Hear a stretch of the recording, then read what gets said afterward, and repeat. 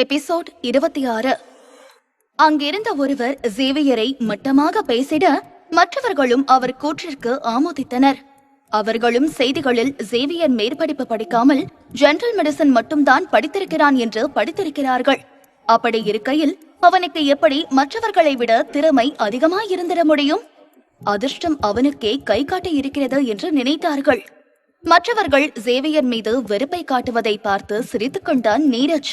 அவனை பார்த்து தெனாவட்டாக நின்றான் நீரஜ். நீ சரியான பட்டிக்காடு தான்டா. நீ என்ன பண்ணாலும் நீ பட்டிக்காடு தான். ஏதோ ஒரே ஒரு விஷயத்த பண்ணிட்டு ஒரேடியா உனக்கு பேரும் புகழும் கிடைக்கும்னு ரொம்ப எதிர்பார்க்காத. உன்னால எப்பவுமே எங்க லெவலுக்கு வரவே முடியாது. மனதில் வன்மத்துடன் நினைத்து கொண்டவன் சேவியர் பக்கம் திரும்பி வெகு நக்கலாய் பேசினான். சேவியர், நீ பொண்ணுங்க மத்தியில இவ்வளோ ஃபேமஸா இருப்பேன்னு நான் எதிர்பார்க்கவே இல்லை. அந்த வித்தையும் சேர்த்து எங்களுக்கு கத்துக்கொடு. அவன் கூற்றில் கேள்வியாக புருவம் சுருக்கினாள் சாத்விகா. நீரஜ், என்ன பேசுற நீ? டைரக்டர் வர்மன், ப்ளீஸ் கோபப்படாதீங்க. நான் உண்மையை தான் சொல்றேன். இவன் எதுக்குமே தகுதி இல்லாதவன். ஏதோ ஒரு பொட்டல் கிராமத்துல இருந்து வந்த பட்டி காட்டான் இவன். இவனுக்கு வாய் மட்டும்தான். பேசி பேசியே நிகாவை மயக்கிட்டான். இப்போ இவன் உங்களையும் மயக்க பாக்குறான். டைரக்டர் வர்மன், உங்க அழகும் தகுதியும் வேற. உங்களுக்கு ஏத்த ஆளு இந்த சொசைட்டிலேயே ஹை ஸ்டேட்டஸ்ல இருக்கிற ஆளு தான் ஏத்தவங்க. இந்த மாதிரி கேவலமான பட்டிக்காடை பார்த்து ஏமாந்துடாதீங்க. இதை நான் உங்களுக்கு கொடுக்கிற ஒரு சின்ன அட்வைஸ். நீரஜ் திமிராக பேசிக் கொண்டிருக்க நிஹாரிகா ஒன்றும் கூறாமல் சேவியரை கோவத்துடன் பார்த்து கொண்டிருந்தாள். சாத்விகாவிற்கு ஆத்திரம் அதிகரித்தது. இதனால் வரை நீரஜ் தன் முன்னவே பேச அச்சம் கொண்டிருப்பவன் இன்று தனக்கே அட்வைஸ் என்ற பெயரில் நக்கலாக கூறுவது அவளின் கோபத்தை தூண்டியது. சேவியர் பட்டென்று சாத்விகா கையை பிடித்தான். அதில் லேசாய் அதிர்ந்தாள் சாத்விகா. இதுவரை யாரும் அவள் கையை பிடித்ததில்லை. சேவியர் அவள் கோபத்தை உணர்ந்து அவன் ஏதேனும் பேசுவதற்கு முன்பு அவன் லேசாய் அவளை பார்த்து புன்னகைத்தான். அதன் பின் நீரஜ் மற்றும் நிஹாரிகா பக்கம் திரும்பினான் சேவியர். நீரஜ், உன்னால சும்மாவே இருக்க முடியாதுல்ல? உனக்கு தேவையில்லாத விஷயத்துல மூக்க நுழைச்சி ஆகாத வேலையை பாக்குறதுல அவ்வளோ ஆர்வம் உனக்கு. ஏண்டா, அதான் உனக்கு நிகா இருக்காளே, வாழை மட்டும் பாடுறா. உனக்கு ஒருத்தரை ஒழுங்கா மெயின்டைன் பண்ணவே துப்பு இல்ல. இதுல நீ மத்த பொண்ணுங்க மேல ஆசைப்படுற. முதல்ல அவளை வச்சு மேய். உனக்கு டிப்ஸ் வேணும்னா கேளு, நான் சொல்றேன். ஏன்னா அவளுக்கு என்ன பிடிக்கும் என்ன பிடிக்காதுன்னு எனக்கு நல்லாவே தெரியும். அவளுக்கு தூங்குறதுக்கு முன்னாடி பால் குடிக்க பிடிக்கும். உன்கிட்ட சொல்லியிருக்காளா? சின்ன சின்ன விஷயத்தெல்லாம் தெரிஞ்சு வச்சுக்க. உனக்கு சீனியரா நான் எல்லாம் சொல்லித்தரேன். நக்கலாக கூறிவிட்டு சாத்விகாவை அங்கிருந்து அழைத்துக் கொண்டு வேறு பக்கம் சென்றான் சேவியர். சாத்விகா அவன் பேச்சில் அதிர்ந்து விட்டாள். சேவியர் எப்படியெல்லாம் பேசுவான் என்று அவள் எதிர்பார்க்கவே இல்லை. பின்னால் திரும்பி நீரஜையும் நிஹாரிகாவையும் ஒரு முறை பார்த்தாள் சாத்விகா. நீரஜ் முகம் இறுக்கத்தில் இருந்தது. அவன் என்னடி சொல்லிட்டு போறான்? என் கூட இருந்ததான் உனக்கு ஃபர்ஸ்ட் டைம்னு சொன்ன. இப்ப அவன் என்ன சொல்லிட்டு போறான்? கோவத்தில் நிஹாவிடம் கத்தினான் நீரஜ். நிஹாவும் பெரும் அதிர்ச்சியில் இருந்தாள். அவளுமே சேவியர் எப்படியெல்லாம் பேசுவான் என்று எதிர்பார்க்கவில்லை. உடனே அவசரமாய் அவனுக்கு விளக்கம் கொடுத்தாள் நிஹா. டார்லிங், ப்ளீஸ் என்ன நம்ப. அவன் சொல்றத நம்பாத. நான் உன்கிட்ட உண்மையதான் சொன்னேன். உண்மையா? அப்புறம் எப்படி அவனுக்கு நீ தூங்க போற வரைக்கும் என்ன பண்றேன்னு தெரிஞ்சிருக்கு? என்கிட்டயே போய் சொல்றியா? இங்கிருந்து போய் தொலை. என் கண்ணு முன்னாடியே வந்துடாத. கோவத்தில் கத்திய நீரஜ் இறுகிய முகத்துடன் அங்கு இருந்து நகர்ந்தான். அவனுக்கு பெரும் அவமானமாயிருந்தது. நிஹாரிகா உடனே பயந்தாள். இப்போது அவளுக்கு இருக்கும் ஒரே ஆள் நீரஜ் தான். இப்போது அவனும் அவளை ஒதுக்கிவிட்டால் அவளுக்கு ஒன்றுமே இருக்காது. அதனால் நடந்ததை விளக்க அவன் பின்னே ஓடினாள் நிஹா. அங்கு வந்திருந்த பலரும் நீரஜ் நிலைமையை வேடிக்கை பார்த்து கேலியாக பேசி சிரித்துக் கொண்டிருந்தார்கள். நீரஜ் என்னதான் பெரிய குடும்பத்து வாரிசாக இருந்தாலும் இப்படி ஒரு பட்டிக்காட்டான் விட்டு சென்றவளை தான் அவன் தேர்ந்தெடுக்க வேண்டுமா என்று அவன் காதுபடவே பேசிக் கொண்டிருந்தார்கள். இது இன்னும் நீரஜிற்கு ஆத்திரத்தை கொடுத்தது. சேவியர் சாத்விகாவை ஒரு ஓரமாக அழைத்து வந்தான். அவளுக்கு அவனிடம் அந்த கேள்வியை எப்படி கேட்பது என்று தெரியவில்லை. ஆனால் அவளால் கேட்காமலும் இருக்க முடியவில்லை. பலவாறாக யோசித்து அவனிடம் பட்டென்று கேட்டுவிட்டாள் சாத்விகா. அப்போ நீயும் நிஹாவும் நிஜமாலே அதை பண்ணிருக்கீங்களா? சேவியர் டேபிளில் இருக்கும் பழத்தை எடுத்து கடித்து மென்றபடியே புரியாமல் அவளை பார்த்தான். எதை பண்ணிருக்கோம்? அதான் சொன்னியே. அப்போ 2 பேரும் ஒன்னா இருந்திருக்கீங்களா? அதில் பட்டென்று சிரித்தான் சேவியர். எது? நான் கன்னி பையன் அன்னைக்கே சொன்னல. நான் ரொம்ப டீசென்டான ஆளு. நான் எப்படி அப்படி பண்ணுவேன்? அவன் பதிலில் அதிர்ந்தாள் சாத்விகா. அவனை நம்ப முடியாமல் பார்த்தாள். என்ன? அப்ப அங்க சொன்னது எல்லாமே பொய்யா? அவனுக்கு டிப்ஸ் கொடுக்கறேன்னு சொன்ன, தீநீர் அதேதானே சொன்ன, அது எல்லாமே பொய்யா? சேவியர் சாப்பிடுவதிலேயே ஆர்வமாய் இருந்தான். பழத்தை மென்றபடியே சாத்விகாவை பார்த்து சிரித்தான். இல்ல, எல்லாமே ஒன்றும் பொய் இல்லை. நிஹா சொல்லியிருக்கா அவளுக்கு தூங்குறதுக்கு முன்னாடி பால் குடிக்க பிடிக்கும்னு. அப்புறம் டிப்ஸ் கொடுக்கணும்னா அது சும்மா வாய்க்கு வந்ததை சொன்னேன். எப்படியும் அவன் இதுக்கெல்லாம் என்கிட்ட கேட்டு வர மாட்டான். வந்தா அவனுக்கு தான் அசிங்கம். சும்மா அடிச்சு விடுறதான். அசட்டையாக கூறுபவனை பார்த்து வாயை பிளந்து கொண்டு நின்றாள் சாத்விகா. அவன் சொன்னதை புரிந்து கொள்ள அவளுக்கு சில நிமிடம் பிடித்தது. நீ நிஜமாலே பொறுக்கிதான். அவளுக்கு என்ன பேசுவது என்று தெரியவில்லை. இதுவரை சேவியர் போன்ற ஒருவனை அவள் பார்த்ததே இல்லை. அவனின் வார்த்தைகளால் இப்போது நிஹா மற்றும் நீரஜிடையே பெரிய விரிசலே வந்தது. சாத்விகாவிற்கு அவன் செயலில் கோபம் இல்லை, மாறாக லேசாக புன்னகைத்தாள். என்ன, அவளுக்கு இதெல்லாம் புதிதாய் இருந்தது. இன்னும் கொஞ்ச நாள் உன் கூடவே சுத்திட்டு இருந்தனா நானும் உன்ன மாதிரி லூஸ் ஆயிடுவேன். வாய்விட்டே புலம்பினாள் சாத்விகா. அப்ப இன்னும் ஆகலையா? விளையாட்டாக கேட்டவனை லேசாக அடித்தாள் சாத்விகா. உன்னால அவங்க 2 பேருக்கும் சண்டை. அதுக்கு நான் என்ன பண்றது? அவனுக்கு அவன் லவர் மேல நம்பிக்கை இல்ல. 2 பேரும் எக்கேடா கெட்டு போனா எனக்கு என்ன? நான் கூட உன்னை என்னவோ நினைச்சேன். பரவாயில்ல. லேசாய் சாத்விகா அவனை பார்த்து புன்னகைத்தாள். அந்த நேரம் கூட்டம் ஆரவாரம் செய்தது. பிரசிடென்ட் குமார் வந்துட்டாரு. அனைவரும் படியில் இறங்கி வந்த நபரை பார்த்ததும் அவரை சூழ்ந்து கொண்டார்கள். 30களின் தொடக்கத்தில் இருக்கும் ஒருவன் படியில் இருந்து இறங்கி வந்தான். அவன்தான் ஜெகதீஷ் குமார், சீஷோர் நகரத்தின் மெடிக்கல் சேம்பர் பிரசிடென்ட். அவனின் விழிகள் சாத்விகா மீதே இருந்தது.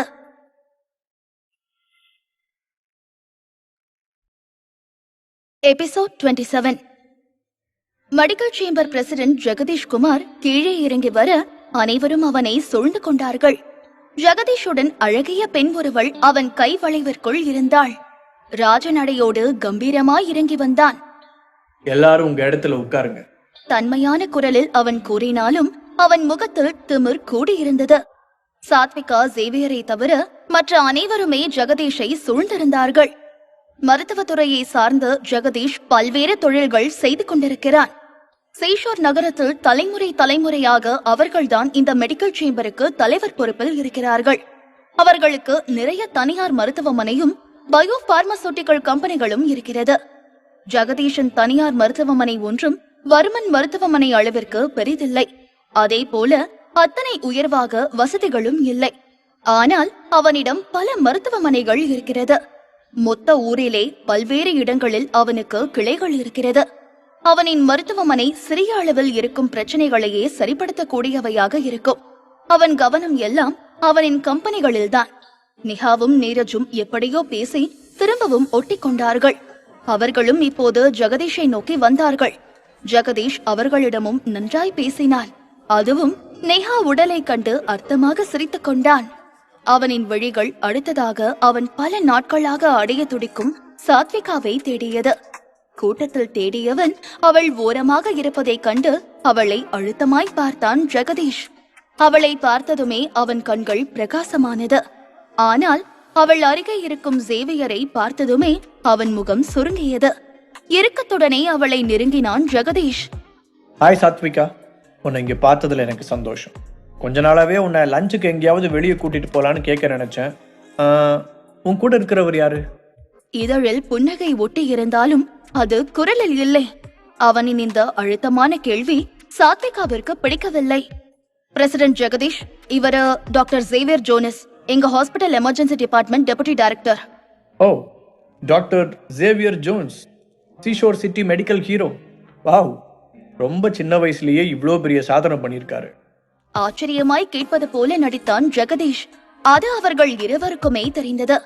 சாத்விகா சேவியர் பக்கம் திரும்பினாள். சேவியர், இவர்தான் Jagdish Kumar, seashore city medical சேம்பருக்கு பிரசிடென்ட். அதே போல குமார் பயோடெக் குரூப்புக்கு சேர்மேன். கூடவே நம்ம சிட்டி மெடிக்கல் டிபார்ட்மெண்ட்ல இவரும் ஒரு போர்டு மெம்பர். அவள் அறிமுகப்படுத்தி வைக்க சேவியர் லேசாய் தலையசைத்தான். பிரசிடென்ட் ஜெகதீஷ், நீங்க ரொம்ப தன்மையானவரா இருக்கீங்க. நான் சாதாரண டாக்டரா என் வேலையை தான் பண்ணேன். நீங்க ரொம்ப புகழ்றீங்க. உங்ககிட்ட இருந்து எதிர்காலத்துல நான் நிறைய கத்துக்க நினைக்கிறேன். தன்மையாக கூறுபவனை பார்த்து சம்மதமாய் தலையசைத்தான் ஜெகதீஷ். சேவியரை பார்த்து புன்னகைத்தான். ரொம்ப நல்ல விஷயம். உன்ன மாதிரி யங்ஸ்டர்ஸ் இப்படி முன்னேற நினைக்கிறது ரொம்ப நல்ல விஷயம். ஆனா பேஷன் இருந்தா மட்டும் எதையும் சாதிக்க முடியாது. எனக்கும் டைரக்டர் வர்மனுக்கும் நல்ல உறவு இருக்கு. அதனால ஃபியூச்சர்ல நான் உனக்கு உதவி பண்றேன். நிஜமாவா? ரொம்ப ரொம்ப நன்றி பிரசிடென்ட் ஜெகதீஷ்.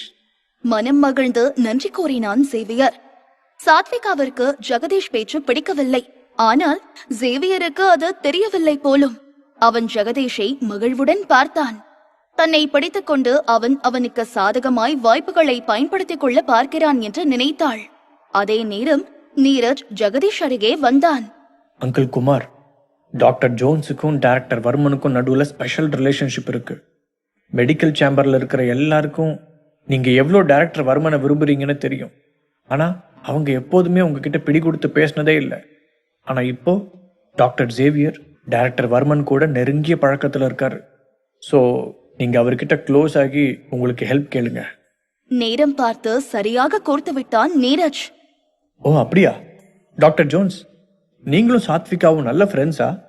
ப்ளீஸ், அப்போ சாத்விகா மனசுல இடம் பிடிக்க எனக்கு உதவி பண்ணுங்க. நானும் சாத்விகாவும் மேட் ஃபார் ஈச் அதர். பெரிதாய் சிரித்தபடியே கூறினான் ஜெகதீஷ். இதை கேட்ட சேவியருக்கு குமட்டி கொண்டு வருவது போல இருந்தது. இந்த ஆளு கண்ணாடியில மூஞ்சிய பாப்பானா இல்லையா? குரங்கு கையில பூமாலை கொடுத்த மாதிரிலாம் இருக்கும். மனதில் நினைத்தவன் வெளியே முகத்தை சிரித்தது போல வைத்துக் கொண்டான் சேவியர். அவனுக்கு என்ன பதில் சொல்வது என்று தெரியவில்லை. கூட்டத்தில் இருந்தவர்கள் நடக்கும் சூழலை நன்றாய் புரிந்து கொண்டார்கள். ஓ, டைரக்டர் வர்மனுக்கு பிரசிடென்ட் ஜெகதீஷ் கூட பிசினஸ் பேச நிறைய விஷயம் இருக்கும். நாம இங்கிருந்து அவங்களுக்கு தொந்தரவு கொடுக்க வேண்டாம். அவங்கள தனியா விடுவோம். கூட்டத்தில் ஒருவன் கூறிட அதை புரிந்து கொண்ட மற்றவர்களும் அங்கிருந்து கிளம்பினார்கள். ஜெகதீஷ் இந்த சாக்கை நன்றியாக பயன்படுத்திக் கொள்ள நினைத்தான். உடனே சாத்விகா பக்கம் திரும்பி வக்கிரமாய் புன்னகைத்தான். ஆமா சாத்விகா, ஒரு முக்கியமான டீலிங் பத்தி நான் உங்ககிட்ட பேசணும். நாம மேல போய் இதை பத்தி தனியா பேசுவோம். அங்க கொஞ்சம் அமைதியா இருக்கும்.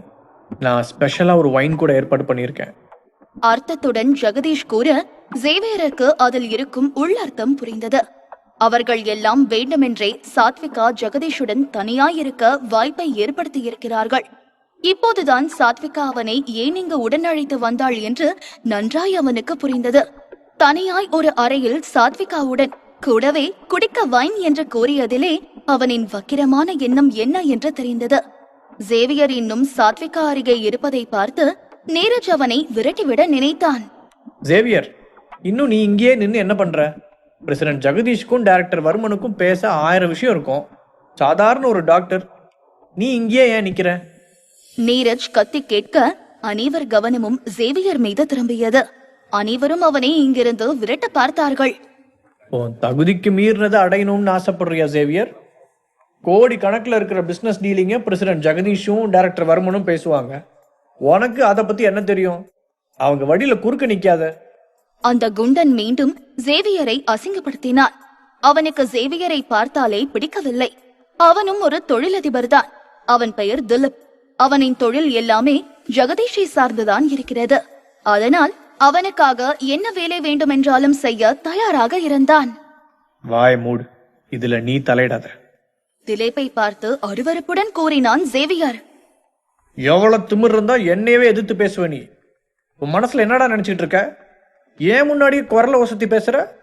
கோவத்தில் கத்தினான் திலீப். நீ எப்படி இப்படி பேசலாம்? இங்க இருக்கிற ஆளுங்க எல்லாரும் பெரிய பெரிய குடும்பத்தை சேர்ந்தவங்க. உன்ன மாதிரி ஏதோ ஒரு பட்டிக்காட்டுல இருந்து வந்த காட்டான் இல்ல. இவங்களை எதிர்த்து பேச உனக்கு தகுதியே இல்லை. உன் மனசுல என்ன நினைச்சிட்டு இருக்க? சாத்விகா இருக்கிறதுனாலதான் நீ இந்த இடத்துக்கு உள்ளே நுழைஞ்ச. இல்லைன்னா உனக்கு இங்க வரவே தகுதி இருந்திருக்காது. வெளி போ. காட்டு கத்தலாய் சேவியரை பார்த்து கத்தினான் ஜெகதீஷ். எபிசோட் 28. சேவியரை அந்த இடத்தை விட்டு போகும்படியாக கத்தினான் ஜெகதீஷ். சாத்விகா அவளுடன் ஒரு ஆடவனை அழைத்து வந்திருக்கிறாள் என்று கேள்விப்பட்டதுமே அவனுக்கு அவ்வளவு கோபம் வந்தது. பேஷோர் நகரத்தின் மெடிக்கல் சேம்பர் தலைவனாக அவனுக்கு பணம், பதவி, அதிகாரம் என அனைத்தும் இருக்கிறது. ஆனால் பல வருடமாய் அவன் சாத்விகாவை தன்னவளாக்கிக் கொள்ள போராடி கொண்டிருக்கிறான். இன்றைய நாளில் எப்படியாவது சாத்விகாவை தன்னவள் ஆக்கிக் கொள்ள வேண்டும் என்று கச்சிதமாய் திட்டமிட்டிருந்தான் ஜெகதீஷ். ஆனால் அவள் வேறு ஒருவனுடன் வருவாள் என்று அவன் எதிர்பார்க்கவில்லை. இதில் அவன் வேறு சூழ்நிலையை புரிந்து கொள்ளாமல் அவன் திட்டத்தை நாசம் செய்ய அங்கேயே இருக்க ஜெகதீஷுக்கு இன்னும் கோபம் அதிகரித்தது. ஜேவியர், ஏதோ அதிர்ஷ்டம் உன் பக்கம் இருந்ததுனால நீ ஒரு தடவை இவ்வளோ ஃபேமஸ் ஆயிட்ட. இங்க இருக்கிற மத்தவங்க கூட உன்னை கம்பேர் பண்ணா நீ எல்லாம் ஒண்ணுமே இல்லை. இதுல நீ என் கூடவே போட்டி போட்டுக்கிட்டு இருக்கியா? எரிச்சலுடன் கேட்டான் நீரஜ். அதில் சிரித்தான் ஜேவியர். சுற்றி உள்ளவர்களை எல்லாம் ஏளன சிரிப்புடன் பார்த்தான். ஹே, இங்க இருக்கிற எவனுக்கும் என் கூட கம்பேர் பண்ற அளவுக்கு தகுதியே இல்லை. ஏன்னா நான் ஒன்னும் உங்களை மாதிரி கேடுகட்ட குப்பை இல்லை. அவனின் வார்த்தை அங்கிருந்த அனைவருக்கும் கோபத்தை தூண்டியது. அனைவரும் அவனை சூழ்ந்து கொண்டு கோபத்துடன் திட்ட ஆரம்பித்தார்கள். அவனை இனி மருத்துவத்துறையிலே இருக்கவிட மாட்டோம் என்று கூறி ஆத்திரத்தில் ஒருவர் பின் ஒருவராக அவனை மிரட்டி திட்டிக் கொண்டிருந்தார்கள். ஜேவியர்! அதிர்வுடன் அவனை அழைத்தாள் சாத்விகா. அவன் இவ்வளவு தைரியமாக பேசுவான் என்று அவள் எதிர்பார்க்கவில்லை. இந்த மெடிக்கல் சேம்பருக்கு வந்திருப்பவர்கள் அனைவருமே சேஷோர் நகரத்தில் மருத்துவ உலகில் இருக்கும் ஜாம்பவான்கள். ஏன் வர்மன் குடும்பத்தினர்களே அவர்களை எதிர்த்து பேச யோசித்திடுவார்கள். இங்கு இருப்பவர்களை அசிங்கப்படுத்தினால் நிச்சயம் அவர்களால் சேஷோரில் மருத்துவத்துறையை சார்ந்த எதிலும் வேலை பார்த்திட முடியாது. ஆனால் ஜேவியர் அவர்களை பற்றி கவலை கொள்ளவில்லை. அவன் தன்னை தாழ்த்திக் கொள்ளவில்லை. அழுத்தமாய் அவர்களை பார்த்து பேசினான். நீ பண்ண காரியம் என்னன்னு யாருக்கும் தெரியாதுன்னு நினைக்கிறியா?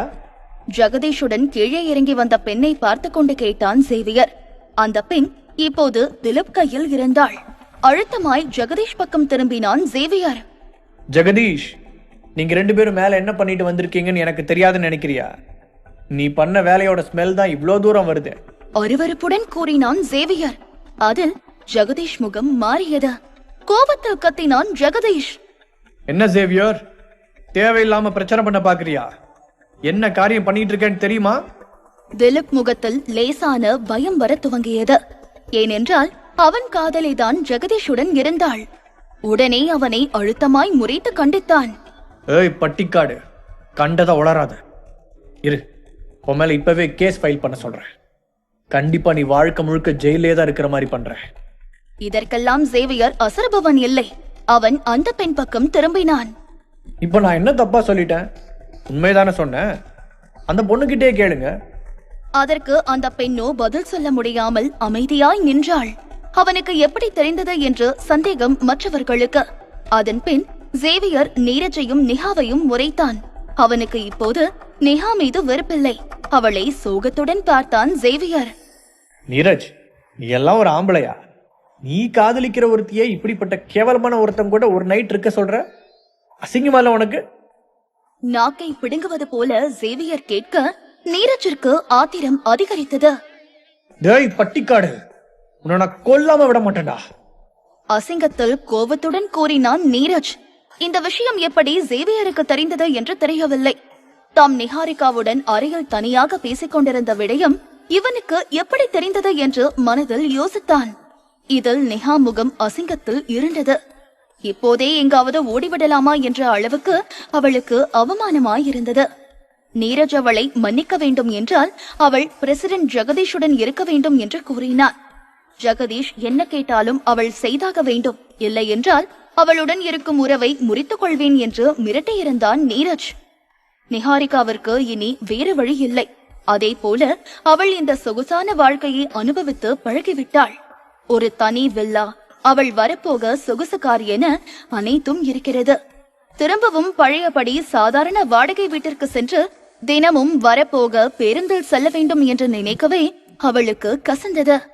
அதனை அவளால் ஏற்றுக்கொள்ள முடியவில்லை. அதனால் வேறு வழி இல்லாமல் நீரஜ் கூறியதற்கு ஒப்புக்கொண்டாள் நிஹா.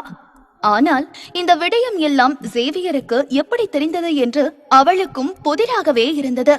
இப்போது ஜேவியரை பார்க்கவே அவளுக்கு பெரும் அவமானமாயிருந்தது. அவன் முன்னே தாம் மிகவும் சொகுசாய் வாழ்ந்து காட்டலாம் என்று நினைத்தவள் இப்போது அவன் முன் இப்படி ஒரு கேவலமான வேலையில் இருப்பதை எண்ணி கூனி குறுகி நின்றாள். ஜேவியர் தினமும் அந்த மந்திர திரையில் இருந்தது போல தியானம் செய்து பயிற்சி பெற்றுக் கொண்டிருக்கிறான். அதனால் அவனுக்கு ஐம்புலன்களும் மேலும் நன்றாய் வேலை செய்கிறது. அவனால் நீரஜ் மற்றும் நிஹா அறை உள்ளே பேசிக் கொண்டிருந்ததை தெளிவாக கேட்க முடிந்தது. அதே போல ஜெகதீஷ் அந்த பெண்ணுடன் அறையில் என்ன செய்து கொண்டிருந்தான் என்பதையும் கண்டுகொள்ள முடிந்தது. இது இரண்டையும் அவன் சேர்த்து வைத்து யோசிக்க நடக்கும் சூழல் அவனுக்கு தெளிவாய் புரிந்தது. இப்படி ஒரு கேவலமான பேங்க்வெட்டை இதுக்கு மேல நான் அட்டன் பண்ணா என்ன பண்ணாட்டி என்ன, இது பேருக்கு தான் பேங்க்வெட். ஆனா இங்க இருக்கிற எல்லாரும் கேவலமான ஆளுங்க. வெளியே நடக்கிற அசிங்கத்தை பேங்க்வெட்ன்ற பேர்ல பண்ணிக்கிட்டு இருக்கீங்க. இந்த ஜெகதீஷ் கூட பழக்கத்துல இருக்கணும்னு நீங்க எல்லாம் உங்க கேர்ள் ஃப்ரெண்ட் அவனுக்கு தாரவாத்து கொடுத்துட்டு இருக்கீங்க. இதுல வெளியே டீசெண்டா இருக்கிறோன்னு நடிப்பு. சி, கேவலமா இல்ல? உங்க கேர்ள் ஃப்ரெண்ட போய் அவனை சந்தோஷப்படுத்த அனுப்பி வைக்கிறீங்க. இந்த பொழப்புக்கு ச்சே. அருவருப்புடன் முகத்தை சுளித்தான் சேவியர்.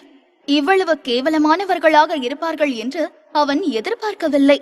இப்படி ஒரு விடயம் இங்கு நடக்கிறது என்று தெரியாமல் இருந்தாள் சாத்விகா. இப்போது சேவியர் அனைத்தையும் புட்டு புட்டு வைக்க ஜெகதீஷை அருவருப்புடன் பார்த்தாள். நீங்க எல்லாம் இவ்வளவு கேவலமானவங்களா இருப்பீங்கன்னு நான் நினைக்கவே இல்ல. எனக்கு அசிங்கமா இருக்கு. இனிமே வர்மன் ஹாஸ்பிட்டல் சார்பா யாருமே உன்னோட பேங்க்ட்டுக்கு வரமாட்டாங்க. வெறுப்புடன் கூறிய சாத்விகா சேவியர் கையை பிடித்துக் கொண்டு அங்கிருந்து வெளியே நடக்க ஆரம்பித்தாள். ஜெகதீஷ் முகம் நொடியில் இறுகியது. ஒரு பட்டிக்காடு தன் திட்டம் அனைத்தையும் பாழாக்கி அனைவர் முன்னிலையிலும் அசிங்கப்படுத்துவான் என்று அவன் எதிர்பார்க்கவில்லை. உடனே அவனின் ஆட்களுக்கு கண்ணை காட்டினான் ஜெகதீஷ். அவனின் காட்ஸும் உடனே கதவை மூடினார்கள். அவனுக்கு கொடுக்காக இருக்கும் திலீப் ஆக்ரோஷத்தில் கத்தினான். இந்த பட்டிக்காட்டுக்கு புத்தி வர்ற மாதிரி அடிச்சு கை கால உடைங்க. அதில் சாத்விகா ஜெகதீஷ் பக்கம் கோவத்துடன் திரும்பினாள். என்ன பிரசிடென்ட் ஜெகதீஷ், என்ன ஃபோர்ஸ் பண்ணி இங்க இருக்க வைக்க பாக்குறியா? சாத்விகா, என்னால இப்படி ஒன்ன நிப்பாட்ட முடியும். நீ போலாம், ஆனா அந்த பட்டிக்காட போக விட மாட்டேன். கோவத்துடன் சேவியரை பார்த்து கூறினான் ஜெகதீஷ். எபிசோட் 29. ஜெகதீஷ் கட்டளையின்படி அவனின் ஆட்கள் சேவியரையும் சாத்விகாவையும் சூழ்ந்து கொண்டார்கள். ஜெகதீஷ் சேவியரை விடமாட்டேன் என்று கூறியதில் சாத்விகா முகம் இறுகியது. அவன் ஜெகதீஷை அவமதித்திருக்கிறான். அதனால் சாத்விகா சேவியர் முன்பு வந்து நின்று ஜெகதீஷை மிரட்டினாள். ஜெகதீஷ், சேவியர் என்னோட ஆளு. எனக்காக என் கூட வந்த கெஸ்ட் அவன். அவனை நீ நெருங்க நினைச்ச அதை என்ன எதிர்க்கிறதுக்கு சமம். அவள் மிரட்டலை ஜெகதீஷ் பெரிதாய் எடுத்துக் கொள்ளவில்லை. அவன் அவனின் ஆட்கள் பக்கம் திரும்பி கட்டளையிட்டான். டைரக்டர் வர்மனை கொஞ்ச நேரம் ஓரமா ரெஸ்ட் எடுக்க வைங்க.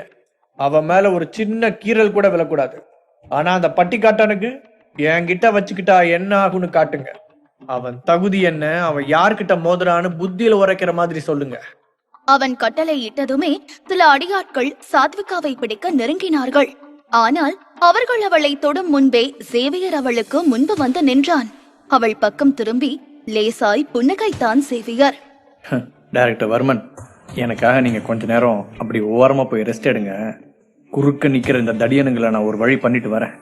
அதுக்கப்புறமா நம்ம இங்க இருந்து போலாம். அசட்டையாக கூறியவன் சாத்விகா கையை பிடிக்க வந்த ஆளின் கையை வளைத்து பிடித்து முதுகிற்கு பின்னே முறுக்கினான் சேவியர். அவன் முறுக்கியதில் எலும்பே உடையும் அளவிற்கு வலி எடுக்க பெரிதாய் அலறினான் அந்த அடியாள். அவன் நெஞ்சிலே ஓங்கி உதைக்க பறந்து போய் விழுந்தான் அடியாள். அதில் எள்ளாக ஜெகதீஷ் பக்கம் திரும்பி சீறினான் சேவியர். என்ன, எனக்கு நீ பாடம் கத்து கொடுக்க போறியா? நீதான் சொம்பன்னு பார்த்தா உன் ஆளுங்களும் அப்படியேதான் இருக்கானுங்க. சம்பளம் அதிகமாய் கொடுத்து வைத்திருக்கும் அடியாள் இப்படி ஒரே அடியில் சுருண்டு விழுவான் என்று ஜெகதீஷ் எதிர்பார்க்கவில்லை. என்ன வேடிக்கை பாக்குறீங்க? அவன் அடிச்சு மூஞ்சிய உடைங்க. ஆத்திரத்தில் கட்டளையிட்டவன் அவர்களை திட்டிக் கொண்டிருந்தான். அவனின் மற்ற ஆட்களும் சேவியரை அடிக்க ஒரே நேரத்தில் வந்தார்கள். அன்று நடந்தது போல இன்றும் அவனுக்கு அவர்கள் அடிக்க வருவதையெல்லாம் நிதானமாய் ஸ்லோ மோஷனில் தெரிய சுலபமாய் அவர்களின் தாக்குதலிலிருந்து தப்பித்தான் சேவியர். ஒருவனின் முகத்திலே குத்துவிட்ட சேவியர் இன்னொரு ரவுடியின் விலா எலும்பிலே கைமுஷ்டியால் ஓங்கி குத்தினான். அவனின் 2 விலா எலும்பு உடையும் சத்தம் வெளியே வரை கேட்டது. சிறிது நேரத்திலே சேவியர் அனைத்து அடியாட்களையும் அடித்து போட்டுவிட்டான். அனைவரும் தரையில் சுருண்டு விழுந்து வலையில் முனகிக் கொண்டிருந்தார்கள். அங்கே இருந்த அனைவருக்குமே இது பெரும் அதிர்ச்சியாக இருந்தது. வீணா போன அந்த திலீப் தரையில் அமர்ந்து திகைப்புடன் அவனை பார்த்து கொண்டிருந்தான். சேவியரிடமிருந்து இப்படி ஒரு சக்தியை யாரும் எதிர்பார்க்கவில்லை. ஒற்றை ஆளாய் அனைத்து அடியாட்களையும் வீழ்த்து விட்டான். அடித்து முடித்த சேவியர் ஜெகதீஷை நோக்கி நடந்தான். நீ எதுக்காக வர? அவன் வரும் பயத்தில் தடுமாறினான் ஜெகதீஷ். சாதாரணமாய் இருப்பவன் இவ்வளவு நன்றாய் சண்டை போடுவான் என்று அவன் எதிர்பார்க்கவில்லை. சேவியர் ஜெகதீஷ் சட்டை காலரை கொத்தாக பற்றி அவனை கடுமையாய் எச்சரித்தான். இனிமேல் நீ சாத்விகா பின்னால சுத்துறத பார்த்தேன், அப்புறம் மத்த பொண்ணுங்களை பத்தி நினைக்க கூட முடியாதபடி பண்ணிடுவேன். சேவியர் பிடியை விட்டதிலே நிலத்தில் சற்று தடுமாறினான் ஜெகதீஷ். அவனின் கால்கள் லேசாய் நடுங்க செய்தது. சேவியர் ஒரு நொடி புருவத்தை சுருக்கினான். ஜெகதீஷை அவனின் விரல்களாய் தொட்ட நொடி அவனுக்கு ஏதோ உடலில் பிரச்சனை இருப்பதை உணர்ந்தான். ஆனால் அந்த நோய் பரம்பரையாக தொடர்ந்திருக்கிறது என்றும் புரிந்து கொண்டான். இது ஜெகதீஷுக்கு மட்டும் இல்லை, அவன் மகனுக்கும் இருக்கிறது என்று அறிந்தவன் ஒரு நொடி யோசித்தான். நீ ரொம்ப கெட்ட விஷயங்களை பண்ணியிருக்க, அதுக்கான தண்டனை உனக்கு கிடைக்கும். முதல்ல உன் பையனை கூட்டிக்கிட்டு ஹாஸ்பிட்டல் போய் செக்அப் பண்ணு. அவனுக்கு பெரிய பிரச்சனை இருக்கு. அவனுக்கு இருக்கிற நோய் ஸ்ப்ரெட் ஆக ஆரம்பிச்சிருச்சுன்னா இன்னும் 20 மணி நேரத்துல அவன் உயிர் போக கூட சான்ஸ் இருக்கு. சீக்கிரம் அவனை காப்பாத்து. அவனை எச்சரித்த சேவியர் சாத்விகாவை அழைத்துக் கொண்டு அந்த இடத்தை விட்டு வெளியேறினான். பொறுக்கி நாயே, எவ்வளவு தைரியம் இருந்தா நல்லா இருக்கிற என் பையனையே நீ இப்படி சொல்லுவ? உன்னை சும்மா விட மாட்டேன்டா. அவனுக்கு கோபம் எரிமலையாய் வெடித்தது. இப்போது நடந்ததற்கு சேவியரை அணுவாய் சித்திரவதை செய்ய வேண்டும் என்று மனதில் கங்கணம் கட்டிக் கொண்டான். வெளியே சேவியருடன் வந்த சாத்விகா அவனை சுவாரஸ்யமாக பார்த்தாள். அவளால் அவனிடம் கேள்வி கேட்காமல் இருக்க முடியவில்லை. சேவியர், எனக்கு தெரியாம இன்னும் உனக்குள்ள என்னென்ன திறமெல்லாம் இருக்க? அவங்க பண்ணதையெல்லாம் உனக்கு எப்படி தெரியும்? இப்போது அவளுக்கு சேவியரை பற்றி தெரிந்து கொள்ள வேண்டும் என்ற ஆர்வம் அதிகரித்தது. அவன் மருத்துவத்தில் மட்டும் சிறந்தவனாயில்லை, கூடவே சண்டை போடுவதிலும் இன்னும் மற்ற சில விடயங்களிலும் சிறந்தவனாயிருக்கிறான். விசித்திரமான விடயங்கள் எல்லாம் அவனுக்கு தெரிந்திருக்கிறது. சாத்விகா அவனை புகழ்ந்து கேட்கவும் அவனுக்கும் கர்வம் கூடியது. அவளை பார்த்து சிரிப்புடன் பதில் கூறினான் சேவியர். டைரக்டர் வர்மன், என் மேல ரொம்ப ஆர்வம் காட்டாதீங்க. ஒரு புக்ல படிச்சிருக்கேன், ஒரு பொண்ணு ஒரு பையனை பத்தி தெரிஞ்சுக்க ஆர்வம் காட்டுனா அதுதான் அந்த பையன் மேல லவ்ல விழ ஃபர்ஸ்ட் ஸ்டேஜ். குறும்புடன் கூறியவனை பார்த்து கோபமாய் முறைத்தாள் சாத்விகா. கூட வெக்கம் கெட்டவனே, நான் ஏன் உன்னை லவ் பண்ண போறேன்? உன்னை லவ் பண்றதும் ஒண்ணுதான், ஒரு பண்ணிய லவ் பண்றதும் ஒண்ணுதான். கடுப்பில் திட்டுபவளை பார்த்து சிரித்தான் சேவியர். எனக்கு காது நல்லா கேட்கும். நீரஜும் நிகாவும் ரூம்ல பேசினதை நான் கேட்டேன். அப்புறம் ஜெகதீஷும் அந்த பொண்ணு விஷயமும் எப்படி கண்டுபிடிச்சேன்னா, சித்த மருத்துவம் படிச்சவங்க வாசனைகள்ல கவனம் செலுத்துவாங்க. நான் கத்துக்கிற காலத்துல இருந்தே ஒவ்வொரு செடியையும் மருத்துவம் உள்ள இலைகள் எல்லாம் வாசனையை வச்சு கண்டுபிடிக்கணும். ஸோ எனக்கு ஸ்மெல்லிங் சென்ஸ் அதிகமாவே இருக்கும். அவங்க 2 பேரும் வந்தப்பவே அவங்க பண்ணக்கூடாத ஏதோ ஒன்று பண்ணிட்டு வந்திருக்காங்கன்னு கண்டுபிடிச்சிட்டேன். அந்த வேலை பண்ணவங்க ஸ்மெல் வித்தியாசமா இருக்கும். அதை ஸ்மெல் பண்ண உடனே கண்டுபிடிச்சிடலாம். அப்படியா?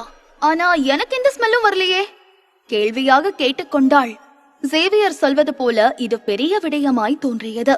ஆனால் அடுத்த நொடியே தீவிரமாய் பேசினாள் சாத்விகா.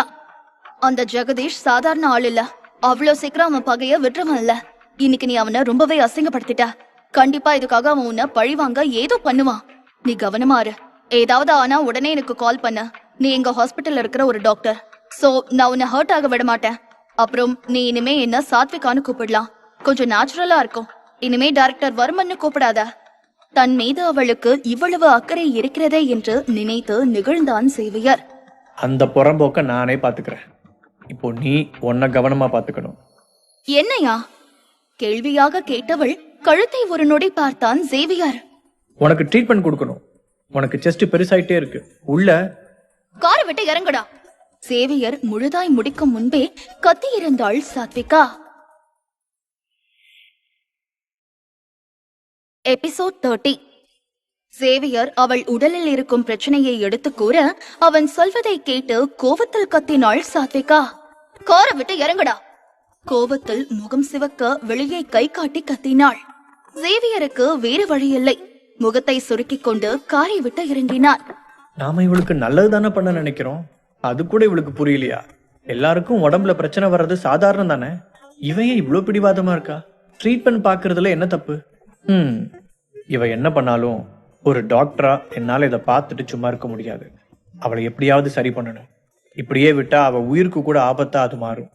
தனக்குள்ளே கூறிக்கொண்டு நடந்தபடியே அவன் வீட்டிற்கு வந்து சேர்ந்தான் சேவியர். ஐஷுவோ சோஃபாவிலே தூங்கி வழிந்து கொண்டிருந்தாள். அவளை பார்க்கவே அவனுக்கு சிரிப்பாக இருந்தது. உள்ளே அறைகள் இருந்தாலும் அங்கு தூங்காமல் அவள் இங்கேயே இருப்பதை நினைத்து லேசாக தலையை சிலுப்பிக் கொண்டான். இரவு அவளை அங்கேயே தங்க கூறலாம் என்று நினைத்தான். ஆனால் முன்பு கொடுத்த முத்தத்திலிருந்து அவள் வெளிவராமல் இருக்கிறாள். இதில் தங்க கூறினால் அவள் தன்னை தவறாக எண்ணிவிடுவாளோ என்ற எண்ணத்தில் அவளை மெல்ல எழுப்பினான் சேவியர். 9 மணிக்கு மேல் சரியாக ஐஷு வீட்டிற்கு வந்து அவளை இறக்கிவிட்டான் சேவியர். வண்டியை திருப்பியவன் வீட்டிற்கு சென்று நிம்மதியாய் உறங்கலாம் என்று நினைத்தான். ஆனால் அவனின் போன் ஒலித்தது. அவனின் பழைய நண்பன் அவனுக்கு அழைத்திருந்தான்.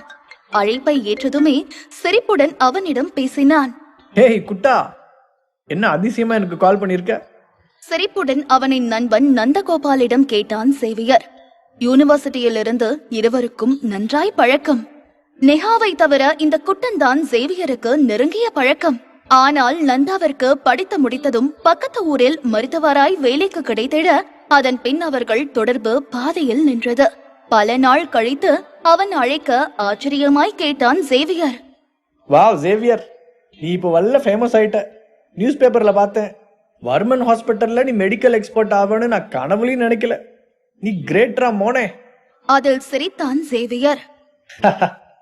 எனக்கு இருக்கிற அறிவுக்கும் திறமைக்கும் இதெல்லாம் சர்வ சாதாரணம். அவன் கெத்தாக கூறிக்கொள்ள நந்தா போலியாக கடுப்படைந்தான். டே ஓவர்ரா மோனே.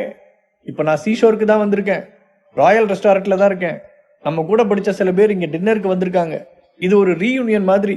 நீ வந்து எங்க கூட ஜாயின் பண்ணிக்கடா. அவன் அழைக்க சற்று யோசித்தான் சேவியர். அவனுக்கு அங்கு போகும் எண்ணம் இல்லை. அவன் நெஹா மற்றும் நந்தா தவிர வேறு யாருடனும் பழகியது இல்லை. மற்றவர்களும் அவன் கிராமத்திலிருந்து வந்ததனால் அவனை மட்டமாக பார்த்து ஒதுக்கியே வைத்திருந்தார்கள்.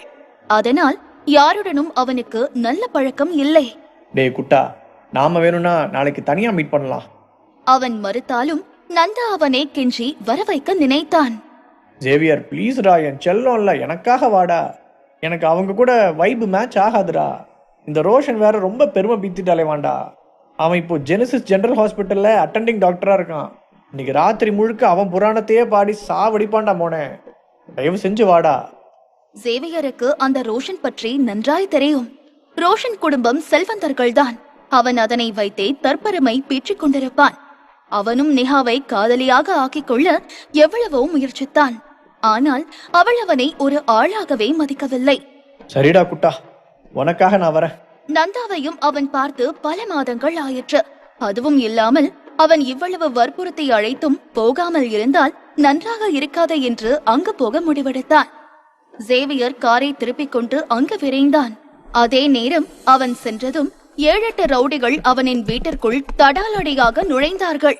அனைவர் கையிலும் இரும்பு ராட் ஒன்று இருந்தது. கோபத்துடன் நுழைந்தவர்களை வரவேற்றது வெற்றிடமே.